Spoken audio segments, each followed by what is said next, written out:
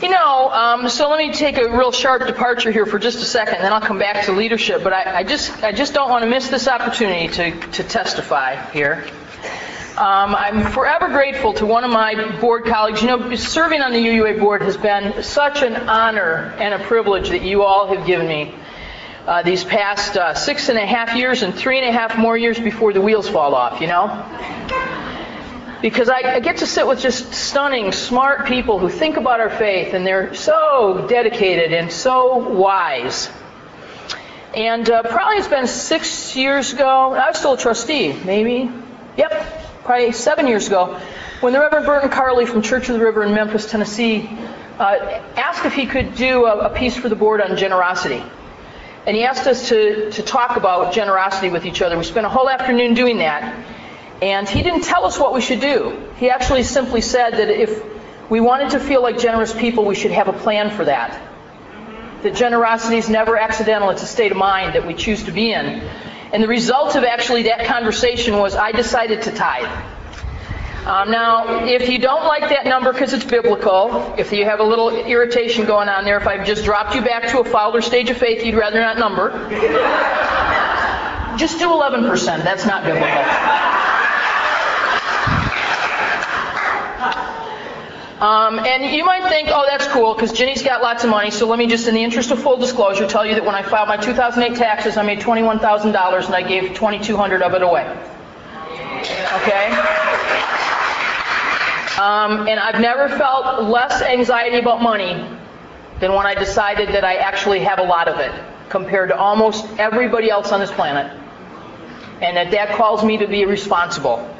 And I feel really good about giving money away. So if you're feeling poor, and there are legitimate reasons for people to feel poor. Some of us really are struggling. I want us to name that. If we can't talk about money, we can't help people who are really struggling either. So our kind of lockdown, WASP, our parents didn't talk about money so they didn't equip us to, doesn't help anybody when the economy's bad. Some of us have all of this money we don't know what to do with, and some of us feel like we don't have any, but part of it's because we made choices that didn't leave a buffer because we weren't giving 10% and we weren't giving 12%. We've raised a generation that doesn't have a clue about giving. I worry about their standard of living once we're gone. They can't live in our houses anymore. Right?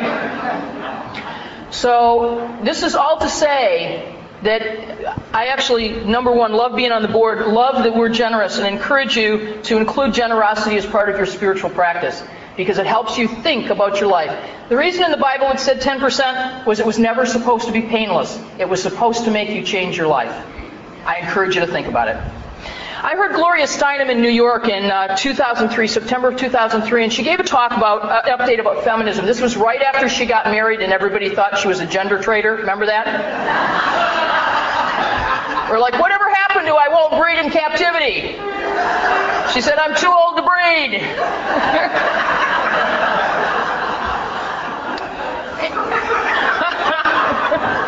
So true.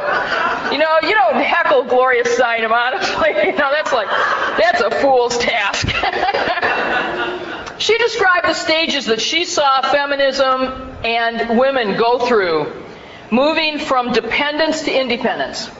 And she said that the next stage, the stage to become human, was to move from independence to interdependence.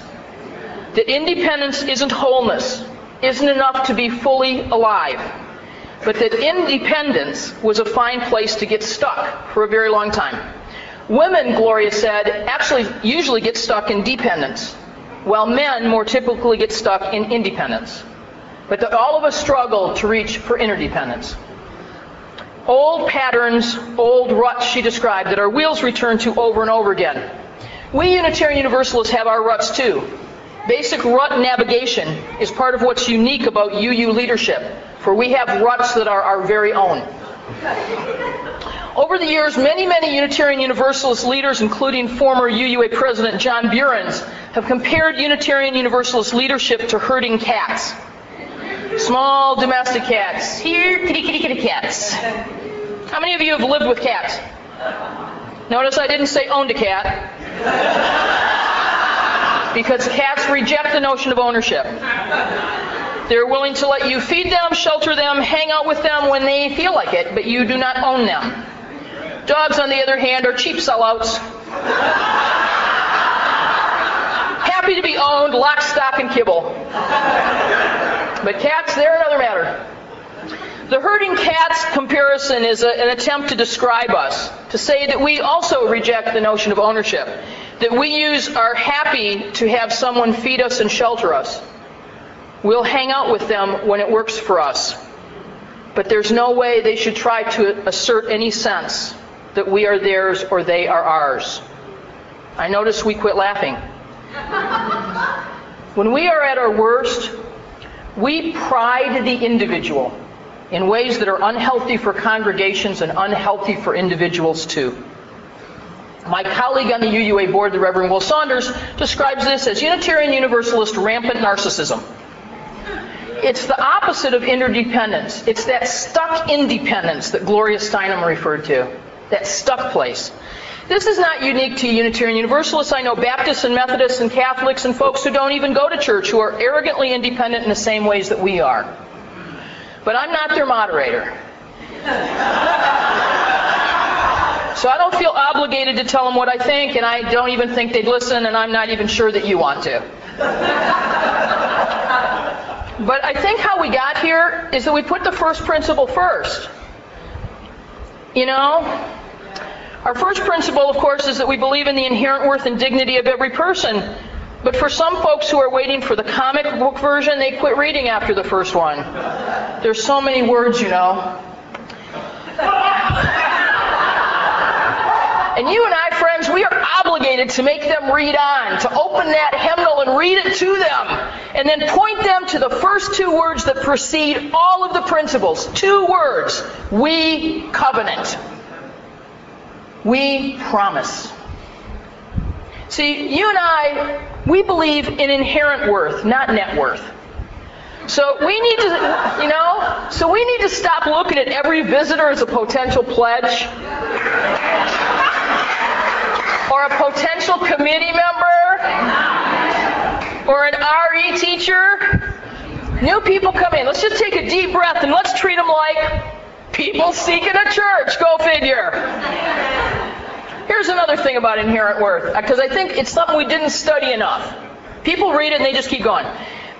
You can have inherent worth and still be dead wrong. I think there are some people who think it's inerrant worth.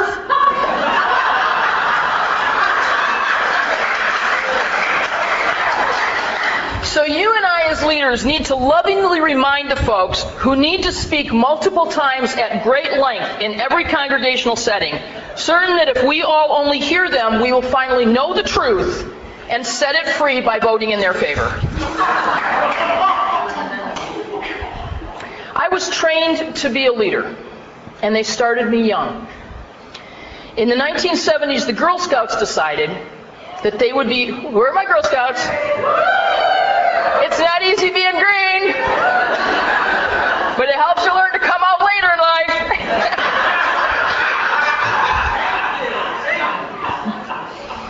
The Girl Scouts decided in the 1970s that they'd be well served if they actually put girls on their committees and boards. This was 30 years ago. How many of your churches have young people on committees and boards? Okay, so the Girl Scouts are 30 years ahead of the Unitarian Universalists. Surprise, surprise. But if we want leaders, I'm testifying, at the tender age of 14, I was a member of the Program Services Committee of the Girl Scout Council for my part of the state of Michigan. And as soon as I arrived and they dropped me, and the average age in the room got cut in half just by dropping me in, okay? As soon as I arrived, those lovely women started training me, so I would be fit to serve with them and them with me. Isn't that interesting? I think that I would call that empowerment. They gave me a copy of Greenleaf's Servant Leadership to read, and we had conversations about it. There are 4 central ideas I learned from Greenleaf 3 decades ago that still inform my leadership. First, the job of a leader is to serve the people that he or she leads. It's the first job. That's why it's called servant leadership. Second, the imperative of leaders is to build a community. Third, empowerment is not optional. And fourth, if my team's not developed, it's my fault.